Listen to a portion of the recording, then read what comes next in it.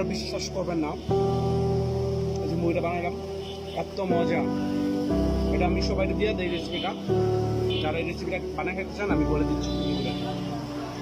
খাঁটি সরিষার তেল লাগবে, ডালমুট লাগবে, মুচমুচা মুড়ি লাগবে, মানে প্যাকেট মুড়ি লাগবে আর কি, লোকাল মুড়ি চলবে না।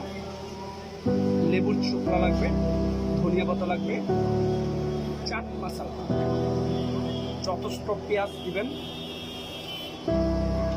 মারাত্মক টেস্ট।